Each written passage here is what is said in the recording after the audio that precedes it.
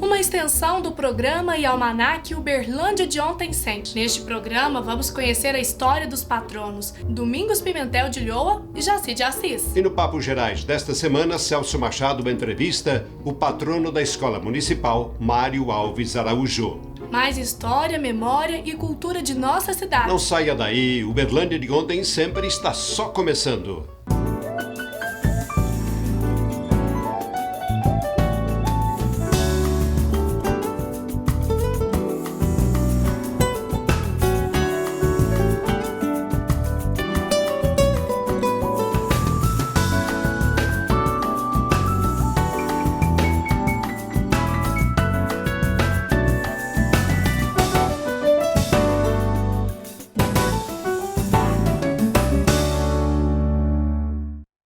De personalidade forte, ele deixa sua marca na história da educação e saúde de Uberlândia. Vamos conhecer agora um pouco da história do patrono Domingos Pimentel de Ulloa. Confira!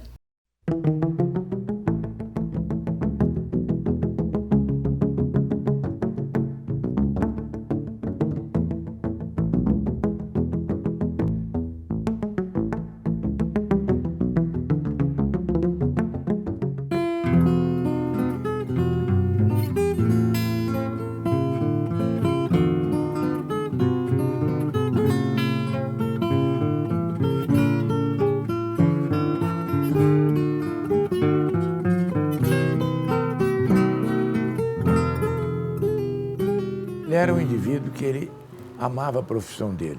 Ele gostava dos clientes, ele gostava de atender. Não interessa se era pobre, rico, feio, bonito. Eu não vou dizer novo ou velho, que ele só atendia criança. Mas se pudesse pagar, pagava. Se não pudesse, não pagava. Ele não estava aí, ele queria prestar o serviço. Ele foi realmente o primeiro pediatra de Uberlândia.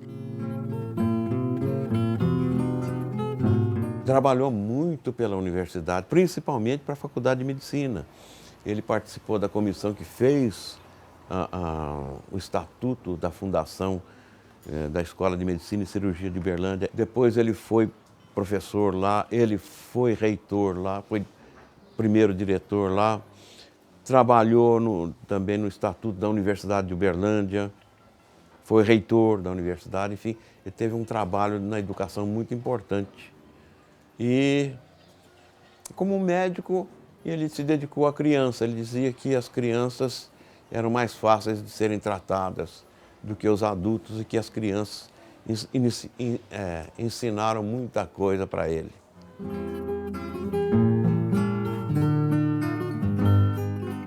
O Dr. Domingos foi uma pessoa muito dedicada ao ensino. Ele foi professor no Colégio Estadual. E até é interessante dizer que um dos alunos dele, que recebeu as primeiras lições de biologia, com certeza com ele, foi o doutor Adib Jatene, depois ministro da Saúde. Ele dava aula de deontologia, de ética médica, né? Então, era uma matéria que não era obrigatória, a presença era facultativa e a sala de aula ficava repleta, porque até alunos de outros anos iam assistir às aulas dele, porque as aulas dele eram muito ricas de vivência profissional, do que a gente ia ver na profissão e como a gente devia agir diante dos problemas que iam surgir. E ele gostava muito de passar conhecimento para os outros. Ele era um professor nato. Aquilo era, digamos que seria quase que genético. A facilidade que ele tinha para transmitir uma ideia, dar uma aula, era uma coisa fora do comum.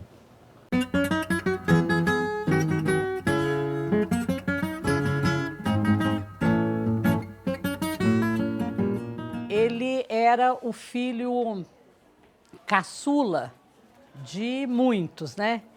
Então, e era o único filho homem do Duarte Pimentel de Ulloa, que foi o primeiro juiz de direito de Uberlândia. Eu sei que ele foi procurado pelo Adolfo Fonseca, que era um líder político aqui do Partido Coió, e que conseguiu convencê-lo a ser candidato a vereador em 1935.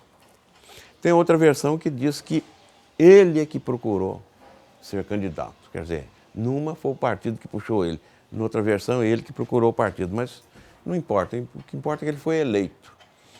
E ele, a duração, o mandato dele foi curtinho, porque ele logo renunciou. Como eu disse anteriormente, era um sujeito muito sistemático. Quando ele viu que lá dentro, isso são palavras dele, havia muita sujeira e desonestidade, ele simplesmente renunciou. Melhor norma de conduta é viver, deixar viver e ajudar a viver. É o que nós temos feito durante a nossa vida. Quer seja na época que fomos estudantes, secundaristas, aqui e no ginásio de Uberaba, depois preparatorianos em Ribeirão Preto e depois o nosso curso universitário na Escola de Medicina da Universidade de Minas Gerais. E transportamos para lá aquela norma de vida que eu acabei de anunciar.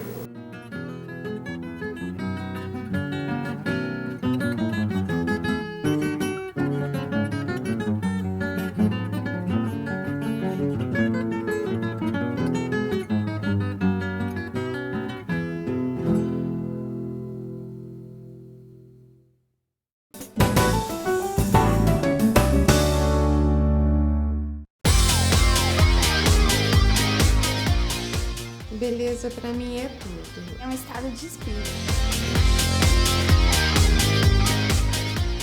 Aí o Labelle, ele que me transformou. Eu adoro vir aqui, porque eu sei que toda vez que eu vier aqui, eu vou me sentir bem. Autoestima, gratidão, Segurança.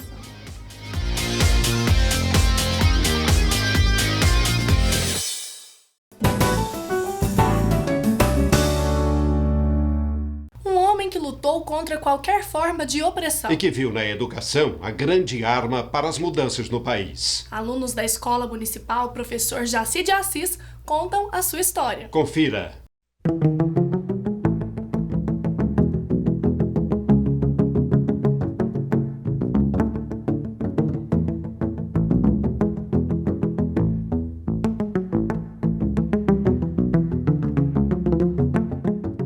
Que ele contava, ele começou a escrever com 14, 15 anos de idade. Fazia reportagem já aos 17 anos de idade. Inclusive foi aluno de um brasileiro muito afamado, que foi Rui Barbosa.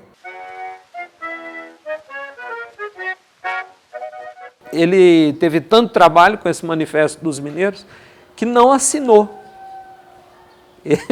Ele sempre levava para as pessoas e nunca assinou. Ele faleceu sem assinar o Manifesto dos Mineiros, que era a luta para derrubada de Getúlio. E ele lutou, portanto, contra a ditadura imensamente. Aliás, ele não admitia qualquer tipo de ditadura. Ele se envolveu depois do Estado Novo, que terminou em 37, ou veio em 37, quando Getúlio caiu, ele foi o primeiro presidente da Câmara daqui de Uberlândia, porque ninguém queria assumir, todo mundo tinha medo, né, que aquela situação causada por Getúlio pudesse continuar, que ele era um déspota, ele assassinava, ele tinha diversos... a história conta dessa forma, né? Em 1945, disseram para minha mãe, que a doutora Jaci de Assis dava bolsa de estudo. Aí ela foi comigo até ele, me tratou muito bem, e passou uma cartinha para o diretor do Liceu de Uberlândia, o professor Milton Magalhães Porto, grande pessoa também. Aí fomos lá e eu consegui, assim, estudar os 4 anos do curso comercial básico, graças, então, à colaboração do Dr. Jaci de Assis.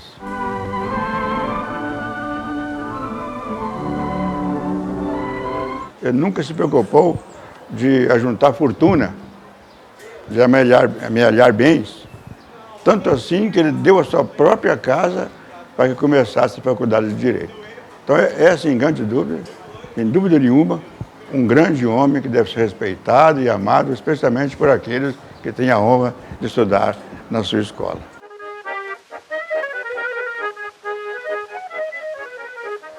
ele deixou essa pergunta: o que é que todos vão fazer da sua vida? Então ele fez faculdade de Direito, ele fez a Bolsa Uberlandense de Estudos, antes de existir faculdade de Direito. Ele custeou os estudos de muitas pessoas nos colégios locais, né? Ele congregou as forças políticas, todas em torno de determinados objetivos comuns. Ele soube fazer a conciliação, ele soube fazer o convencimento, ele soube ajudar a construir uma cidade bonita, uma cidade boa.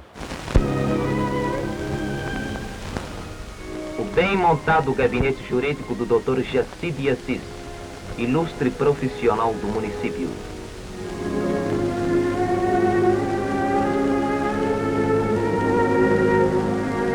Ele é lembrado hoje pelas suas ideias. E muitas das suas ideias estão aí em livros importantes.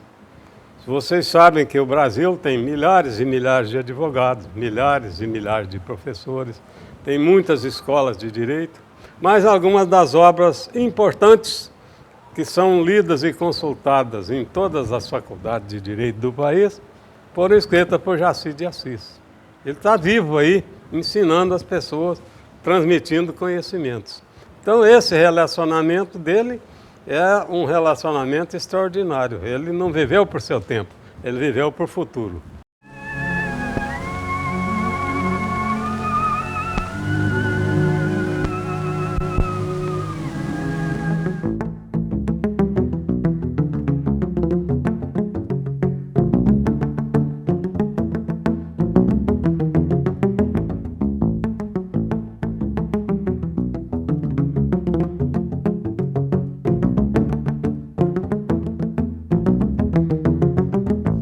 E no próximo bloco tem Papos Gerais com Celso Machado e o patrono da Escola Municipal, Mário Alves Araújo. Não saia daí, a gente volta já.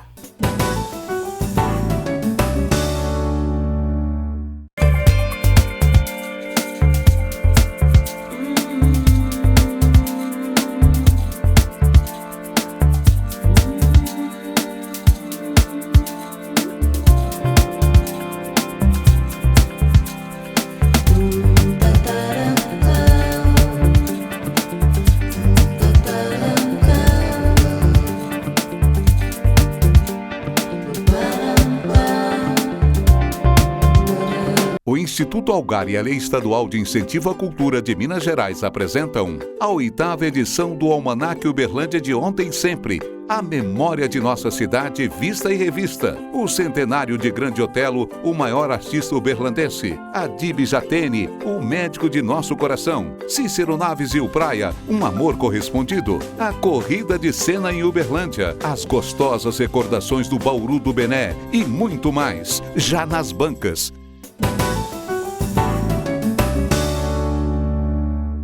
Olá, este nosso Papo Gerais de hoje vai ser de alto nível. Nós vamos falar sobre educação, teologia e, claro, sobre Uberlândia. Conosco aqui o professor Mário Alves.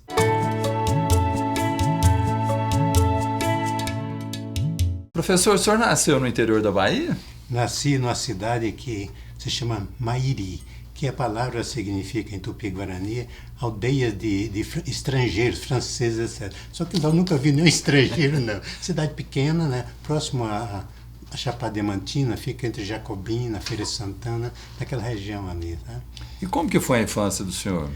Eu tive uma infância inicialmente na fazenda, até os 4 anos, depois fui para um lugarejo, onde eu tive a minha escolaridade ali naquele lugarejo, e como meu pai era uma pessoa influente, um farmacêutico, um comerciante influente, ele que conseguia, através do município, um professor do estado para ir para lá. Só que nossos professores iam de caminhão, dentro de sentado na bolé de um caminhão, de Feira de Santana ou de Salvador até a sede da cidade, e depois viajava esses 12 quilômetros a cavalo, né? Onde era essa aldeia, moravam umas 30 famílias ali, e ali que eu comecei a aprender a ler, escrever, né?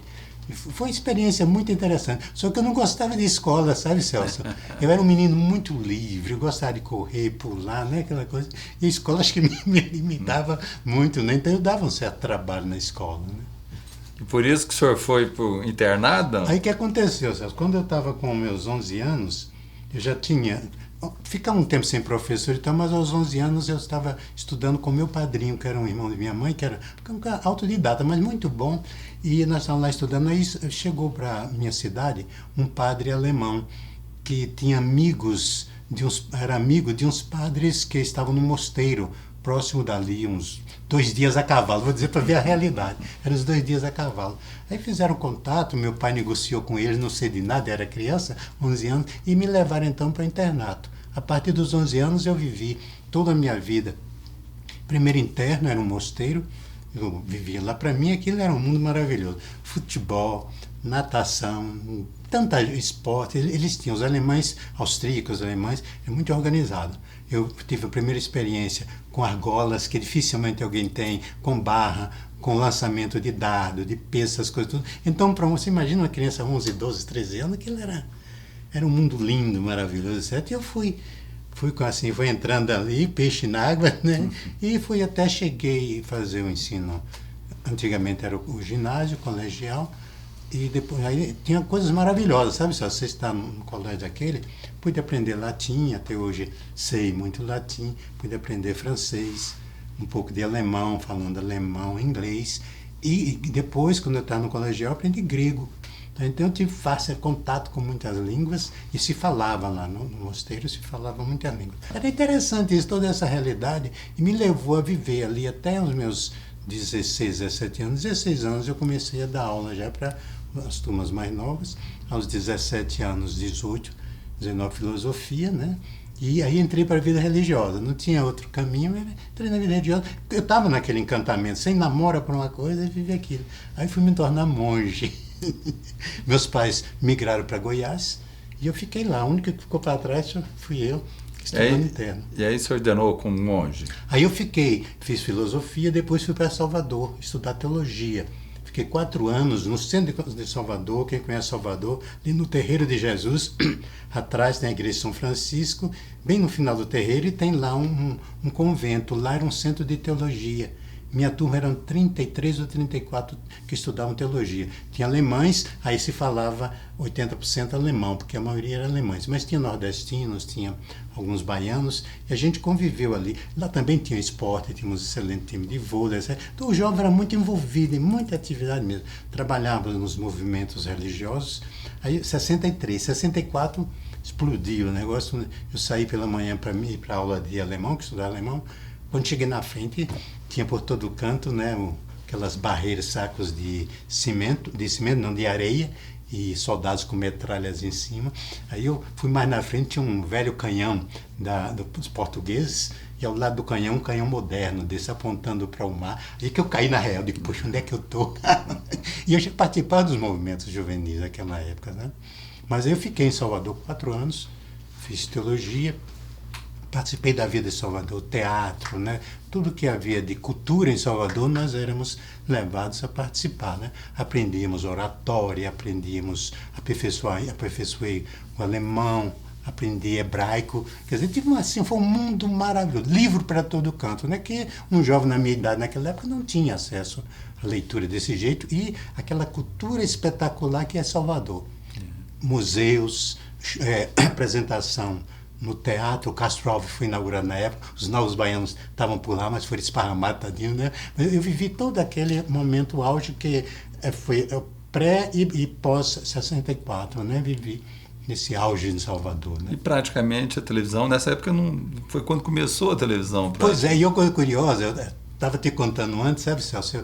Um dia nós estávamos em Salvador e fomos procurados por um movimento religioso de lá que queria que nosso coral, eu não sou cantor, não canto quase nada, mas o coral de lá do colégio, desse seminário, foi chamado para participar de uma gravação lá, que era uma gravação, não entendo muito não, mas a gente foi para lá, foi uma coisa demorada e tal, tinha um movimento do terço em família, sabe? E tinha uma concentração grande, e logo depois uma concentração, na época muito grande para o tamanho de Salvador, foram 500 mil pessoas, eu nunca tinha visto uma multidão, assim, daquela parte central linda de Salvador, né? Aquela multidão. Então, a primeira vez que eu tive, assim, de frente a frente, com todo aquele jogo de luz, um calor, uma coisa fervendo, a iluminação, né? Mas foi uma experiência maravilhosa. Foi quando você foi batizado na televisão? Fui batizado nesse mundo. Eu tinha 24 anos por aí, assim, 24, 25 anos, quando a primeira vez me vi frente à televisão, né?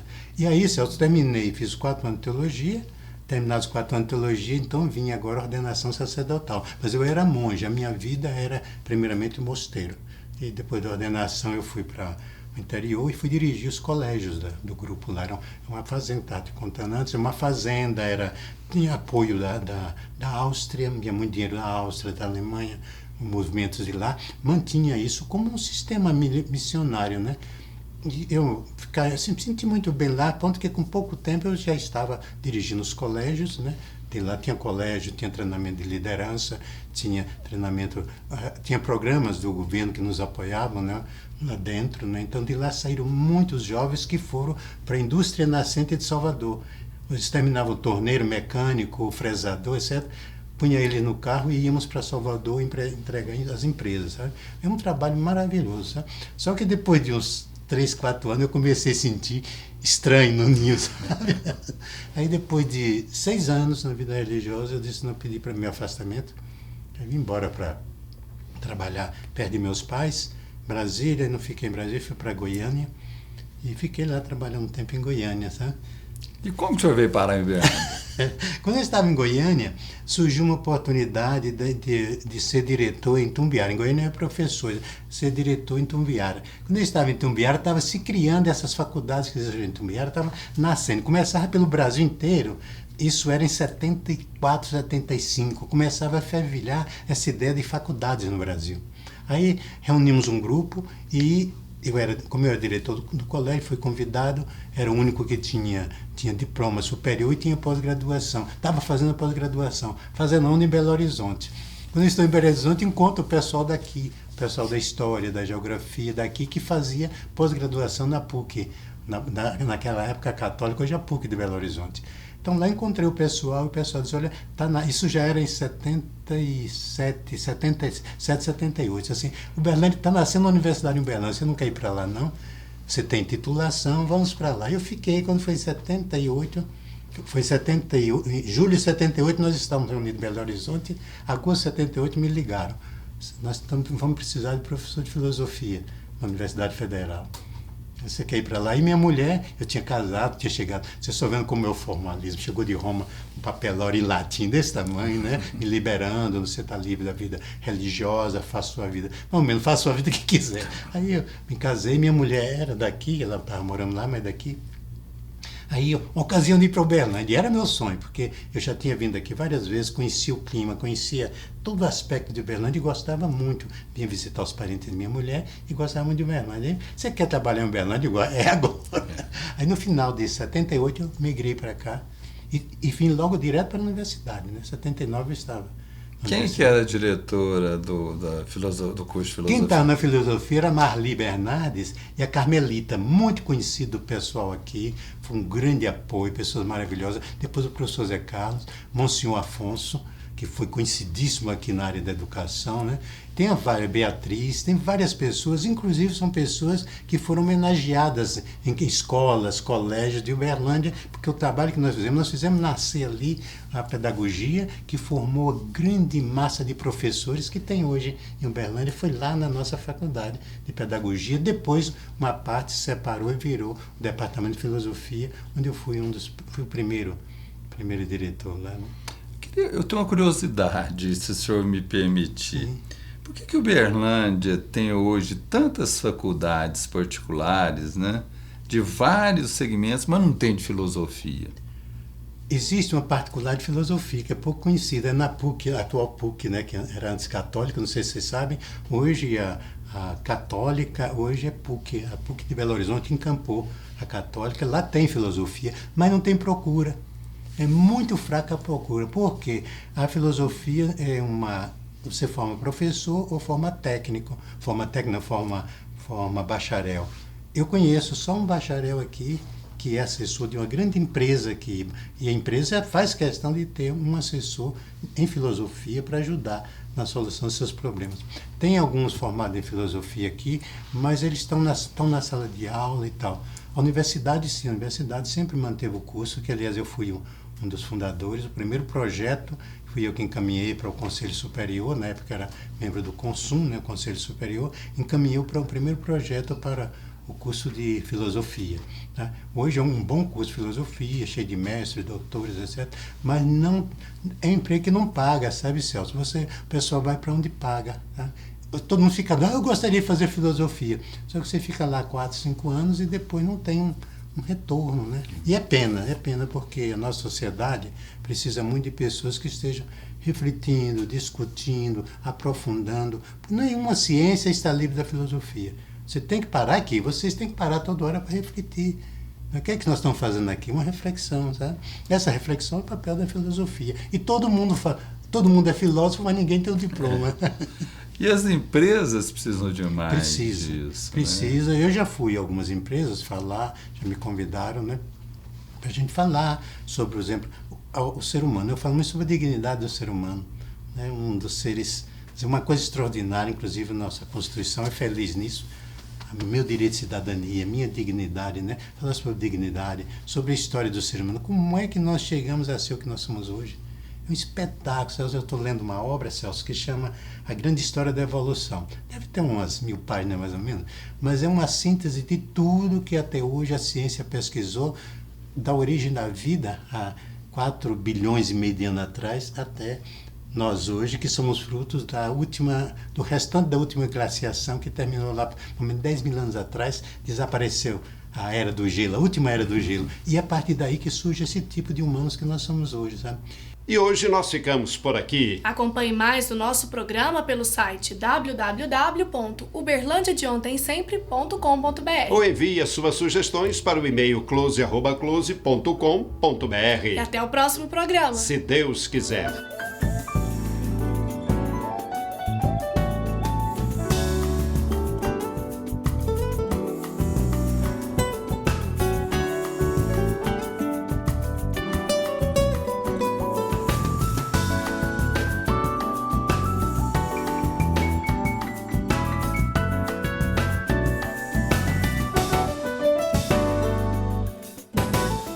Patrocínio Algar. Gente servindo gente.